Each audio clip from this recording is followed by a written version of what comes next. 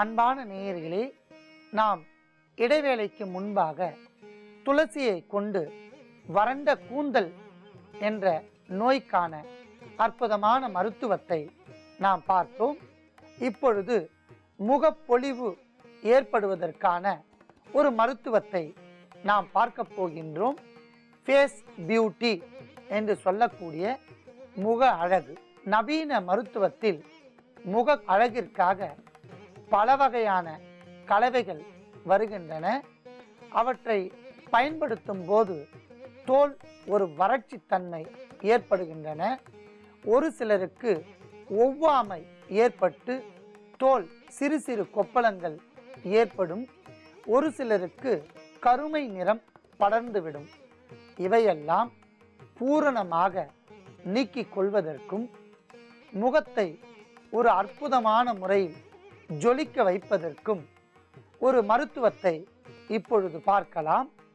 அதற்காக இன்று நாம் எடுத்துக்கொண்ட பூ மல்லிகை பூ, பிச்சி, இருவாட்சி என்று அழைக்கப்படுகின்ற மல்லிகை, ஆங்கிலத்தில் ஜாஸ்மின் என்றும் அழைக்கப்படுகின்றன. இந்த மல்லிகை பூக்கள் பல வகையான நோய்களுக்கு அருமருந்து. கடுமையான தலைவலியை போக்கும். பெண்களுக்கு ஏற்படுகின்ற முகச் சுருக்கங்கள், ஆண்களுக்கு ஏற்படுகின்ற சுருக்கங்கள் இவற்றை நீக்கும். மார்பக வீக்கத்தை குறைக்கும். படிப்படியாக இது தோள்களில் இருக்கக்கூடிய இறந்த செல்களை புத்துணர்ச்சியாக மாற்றித்தரும். இது ஒரு பல நோய்களுக்கு அருமருந்து. மன அழுத்தம் என்கிற நோயை இந்த மல்லிகைப்பூ நறுமணத்தால் எளிதான முறையில் போக்கிக் கொள்ளலாம். ஆகையால் நாம் மல்லிகை பூக்களையும் எடுத்து வைத்துள்ளோம். அடுத்ததாக நாம் எடுத்துக்கொண்ட பொருள் பச்சை கற்பூரம். அதீத மருத்துவ குணம் நிரம்பிய பச்சை கற்பூரம் பல நோய்களை தீர்க்கும். இந்த பச்சை கற்பூரம் இனிப்பு பொருட்களில் சேர்ப்பார்கள். உதாரணத்திற்கு லட்டு போன்ற பொருட்களில் இதை சேர்த்து பிடிப்பார்கள். இதனால் அதை சாப்பிட்டால் மந்தம் தட்டாமல் ஜீரணம் மேம்படும். மேலும் இதில் இருக்கக்கூடிய மருத்துவ குணத்தால் எண்ணெய் பசை வயிற்று பகுதியை பாதிக்காமல் பாதுகாக்கும். அதேபோல் முகத்தையும் பாதுகாக்கும் என்பதால் நாம் பச்சை கற்பூரத்தையும் எடுத்து வைத்துள்ளோம். அடுத்ததாக நாம் எடுத்துக்கொண்ட தூள் ஓட்ஸ் தூள். ஓட்ஸ் பல நோய்களுக்கு அருமருந்து. சர்க்கரை நோயை தணிக்கும். சர்க்கரை நோயாளிகளுக்கு ஒரு அற்புதமான உணவாக பயன்படுகின்றன. இது முகப்பூச்சாக பயன்படுத்தும் போது சுருக்கங்கள், முகத்தில் உள்ள அழுக்குகளை நீக்கும் என்பதால் நாம் ஓட்ஸ் பவுடரையும் எடுத்து வைத்துள்ளோம். நாம் மல்லிகை பூக்களை 100 கிராம் எடுத்துக்கொள்ளவும். அடுத்ததாக ஓட்ஸ் பவுடர் 25 கிராம், பச்சை கற்பூரம் 2 கிராம். நாம் எடுத்துக்கொண்ட பொருட்களின் அளவுகளின்படி தனித்தனியாக எடுத்து வைத்துள்ளோம். சக்தி விருட்சம், வேப்பிலை, சுரபி நிம்பம், நிம்பம், நீம் ட்ரீ என்று பல வகைகளில் பலதரப்பட்ட பெயர்களில் அழைக்கப்படுகிறது. வேம்பு எத்தனை ஆண்டுகள் ஆனாலும் நம் இந்திய திருநாட்டிற்கு சொந்தமான ஒரு அற்புதமான மரம். யுனெஸ்கோ என்று சொல்லக்கூடிய இடத்தில் கூட வேம்பை இப்பொழுது காணலாம். பலதரப்பட்ட பல்கலைக்கழகங்கள், நவீன மருத்துவ ஆராய்ச்சி நிறுவனங்கள் எல்லாம் புற்றுநோயை வெல்வது எப்படி என்று தினம்தோறும் ஆராய்ச்சி செய்கின்றனர். அந்த ஆராய்ச்சியின் இறுதி முடிவில் அவர்கள் கண்ட அந்த ரிசல்ட், அந்த வகையான அறிவிப்பு வியக்கத்தக்க மாற்றத்தை ஏற்படுத்தின. ஏனென்றால் இந்த வசதிகளெல்லாம் இல்லாத காலத்தில் எளிமையாக ஒரு கைப்பிடி அளவிற்கு வேப்பங்கொழுந்தை நம் முன்னோர்கள் மென்று தின்று சாப்பிடச் சொன்னார்கள். இதனால் பெண்களுக்கு ஏற்படுகின்ற தொடை வாழை, அது ஒரு வகையான புற்றுநோய். ராஜப்பிளவை, மன்னர்களுக்கு வருகின்ற ஒரு புற்றுநோய். முன்பொரு காலத்தில் 1,00,000 பேருக்கு ஒருவருக்கு வந்த புற்றுநோய் 100க்கு 20 நபர்களுக்கு இந்த நவீன உலகத்தில் வருகின்றன. அதற்கு காரணம் இயற்கையை மறந்ததின் விளைவு. இந்த வேம்பு புற்றுநோயை சீர் செய்யும். உடலில் தங்கியுள்ள நச்சு கட்டிகளை கரைத்து வெளியேற்றும். இதன் குச்சிகளை கொண்டு பல் துலக்கினால் பல நோய்களை நீக்கும். வேப்பம்பழம் சர்க்கரைக்கு அற்புதமான ஒரு அருமருந்து. வேப்பன் வித்து கற்பக்குளியல் என்று சொல்லக்கூடிய சித்தர்களால் கண்டெடுக்கப்பட்ட நவகற்ப குளியலுக்கு ஒரு இன்றியமையாத பருப்பாக பயன்படுகின்றன.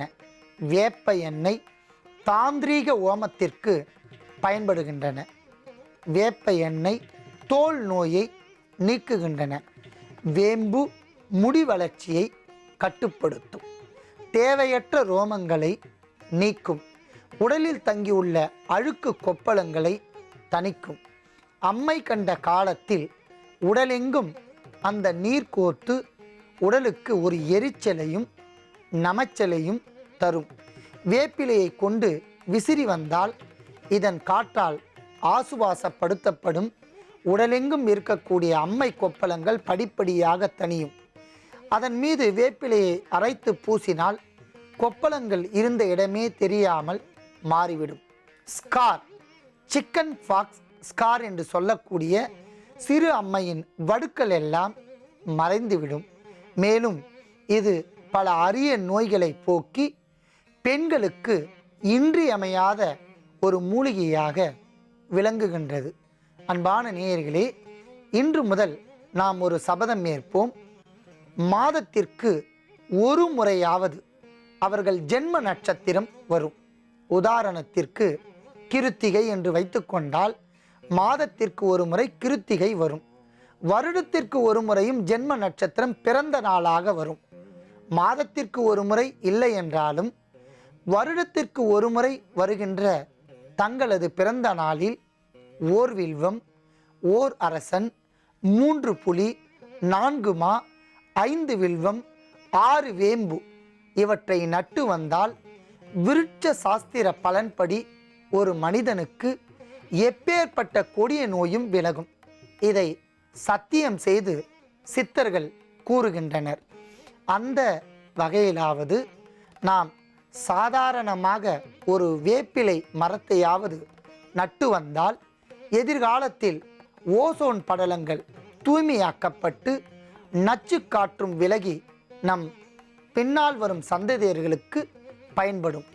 அந்த சபதத்தோடு பல அரிய மருத்துவங்கள் கொண்டதால் வேப்பிலையும் எடுத்து வைத்துள்ளோம். அடுத்ததாக நாம் எடுத்துக்கொண்ட பொருள் கஸ்தூரி மஞ்சள். கஸ்தூரி மஞ்சள், காட்டு மஞ்சள், பலா மஞ்சள், கொம்பு மஞ்சள், விரலி மஞ்சள், குரங்கு மஞ்சள், நாக மஞ்சள் என்று பல வகையான அபூர்வ மஞ்சள் இனங்கள் உள்ளன.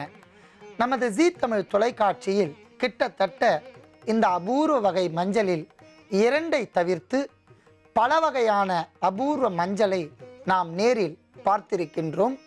வெகு விரைவில் வாய்ப்பு கிட்டும் போது அபூர்வமான நாக மஞ்சளையும் குரங்கு மஞ்சளையும் நாம் பார்க்கலாம். இப்பொழுது நாம் எடுத்துக்கொண்ட இந்த கஸ்தூரி மஞ்சள் மிக சிறந்த ஒரு கிருமி நாசினி. முகத்தை பொலிவு ஏற்படுத்தும். முகத்தில் இருக்கக்கூடிய கிருமிகளை நீக்கும். தொண்டை பகுதியில் ஏற்பட்ட தொண்டைக்கட்டை நீக்கி நுரையீரல் பகுதியில் இருக்கக்கூடிய அழுக்குகளையும் நீக்கி பெண்களுக்கு ஆண்களைப் போலவே வருகின்ற தேவையற்ற ரோமங்களை நீக்கி முகத்தை அழகாக்கும் என்பதால் நாம் கஸ்தூரி மஞ்சளையும் எடுத்து வைத்துள்ளோம். அன்பான நேயர்களே, எடுத்துக்கொண்ட பொருட்களின் அளவுகள், செய்யப்போகின்ற மருந்தின் செயல்முறையை சிறிது இடைவேளைக்கு பிறகு பார்க்கலாம்.